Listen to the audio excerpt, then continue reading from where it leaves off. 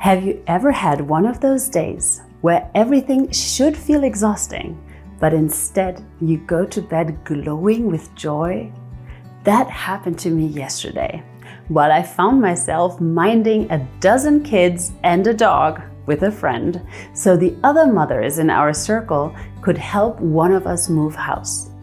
I expected today to go okay, but probably be a bit chaotic and overwhelming and definitely leave me pretty drained.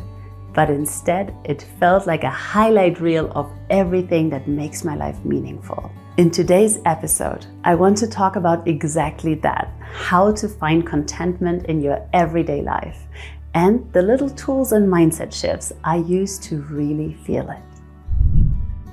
Hey, welcome back to the Doula Johanna Podcast. I'm really glad you're here.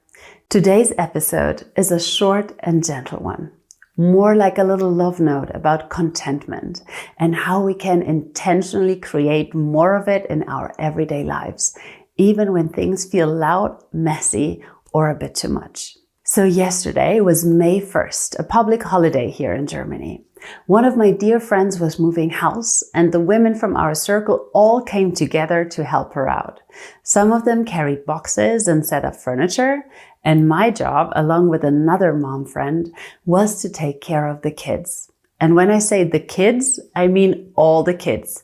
There were between 10 and 12 of them throughout the day, depending on how many neighbor kids joined the fun. Plus a dog. It was a whole scene. Everyone brought food. The sun was shining, and we basically spent the entire day outside in the garden.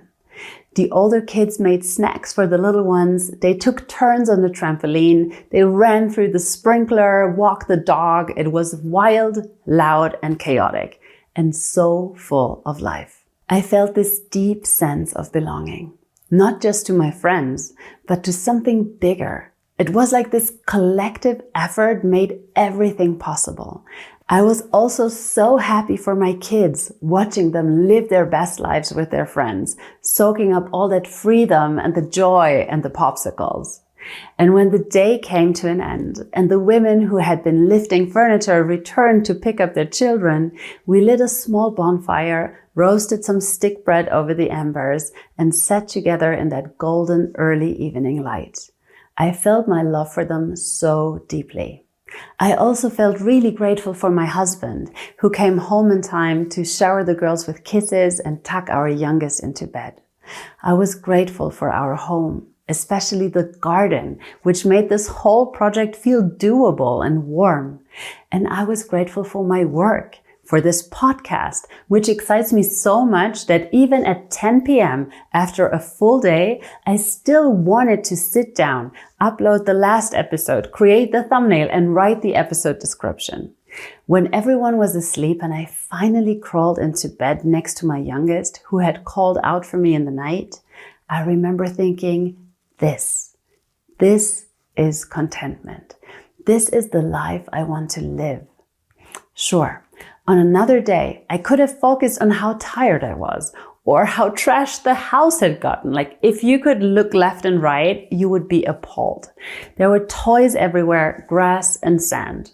I didn't get a single moment to myself, but I didn't spiral. Maybe it was because I just finished The Happiness Project by Gretchen Rubin, or because the regrets of the dying are on my mind every day. Whatever the reason, I made a conscious decision to focus on what was good. My relationships, my health, our home, my creative work. I could feel that gratitude in my whole body, like warmth and energy moving through me. I knew with total clarity that if I look back on this day when I'm 80, I'll be so grateful to have lived it. The sand on the floor won't be part of the memory. What will stay is the joy, the connection, and the way we showed up for each other. It was without a doubt a golden day in my calendar. And that didn't happen by accident. Or better said, the feeling I had about it didn't happen by accident. I've started building something I call my own contentment project, inspired by the Happiness Project. In the book, Gretchen Rubin, a writer and former lawyer in New York, decides to spend a whole year focusing on her happiness. Her life is objectively good. She's not in crisis, but she notices how often she's rushing through her days without really enjoying them. And I really relate to that. So she picks up 12 themes like energy, marriage, work, parenthood, and mindfulness, and devotes a whole month to each. For every theme, she creates practical resolutions based on research and ancient wisdom. Go to sleep earlier, declutter, sing in the morning, start a blog, be more patient, or keep a gratitude journal. She tracks her progress and reflects openly on what works and what doesn't work for her. What I really loved about the Happiness Project is that it's not about big dramatic changes. It's about tuning in, paying attention, and making small, meaningful adjustments that add up over time. Reading it gave me a gentle nudge, not because I want to copy her method, but because it reminded me how much agency we actually have. We really can shape our days. We can set intentions, and we can make tiny shifts that ripple out and transform how we feel. I'm personally no longer chasing happiness the way I used to. For a long time, I saw happiness as the goal, something bright and sparkly, always just around the corner, if I only could do enough or be enough. But over the past few years, especially through motherhood and my doula work and now this creative season, my focus has changed. Something I heard from Master Shi Heng Yi, a Shaolin monk and teacher known for blending ancient Eastern wisdom with modern self-development, really made it click for me.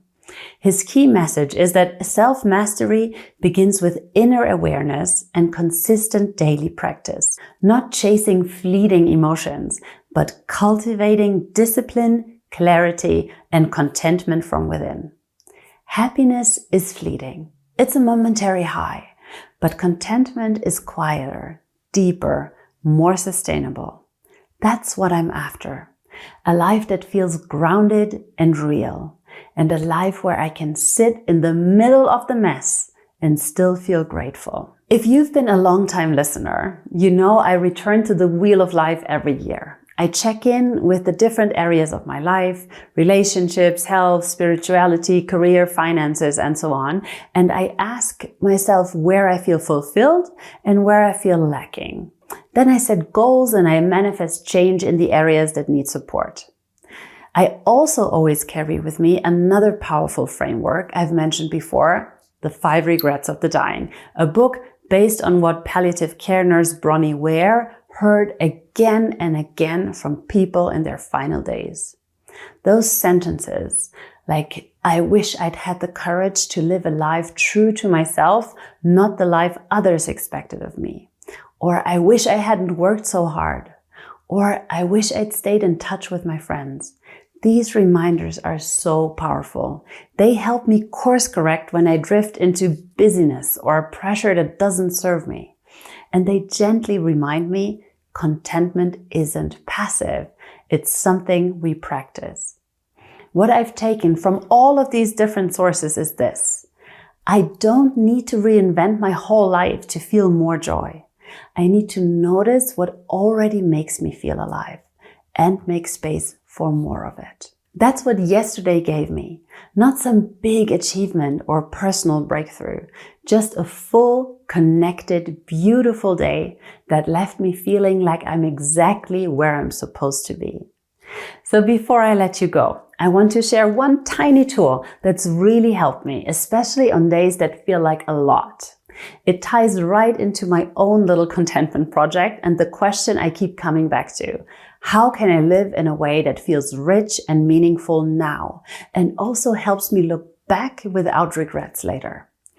I use this especially with my kids, but honestly, it works in so many areas of life. When I'm in the thick of it, I mean really in it, like when my youngest spills her cup of tea across the table for the 3rd time, or when the older girls are scratching their eyes out, because somebody entered somebody else's room without knocking, or when my oldest tells me that I'm a shit mom because I always favor her younger sister, or my middle child cries because she never gets to sleep in my bed as her sister always sneaks in first. When the dinner I cooked is left untouched, the wet towels are scattered all over the bathroom floor, and every part of me wants to scream or give up or go hide in the laundry room. That's when I use this tool. I pause and I imagine this. What if I were 80 years old and I could come back for just 4 hours, right into this exact messy moment? It's easy to believe that my 80-year-old self would be glad to return to a golden day like yesterday, with kids running wild in the garden and the trampoline bouncing nonstop. That day was glorious. It was full of sunshine, joy, and connection. But the truth is, and this is where the tool becomes really powerful for me, that even on my worst days, I am convinced that my 80-year-old self would still give anything to come back just one more time. See my kids at the age that they are now, hear their voices, touch their little faces, and hold space for their feelings. Because even in the mess, these moments are so full of life, so full of blessings that are hard to see when you're caught in it, but so obvious with time and distance. And if we are looking for contentment, not fake positivity, but real grounded gratitude, then channeling our inner 80-year-old might just be one of the gentlest, most effective ways to find it. It helps me see what matters. It helps me soften. It helps me feel lucky when I'm cleaning up spilled tea for the 4th time. So maybe you want to give it a try. Next time you're spiraling or overwhelmed, take a second and ask, what if this is the moment I get to come back to just one more time? What would I notice? What would I cherish? Is there anything that would still really bother me? And what could I easily let go of? Thank you so much for listening in and for walking this path with me. If this episode brought something up for you, I would love for you to leave a comment. You can also find me on Instagram at Doula Johanna or book a session with me over at doulajohanna.com. Until next time, take care and remember, you are your own life doula.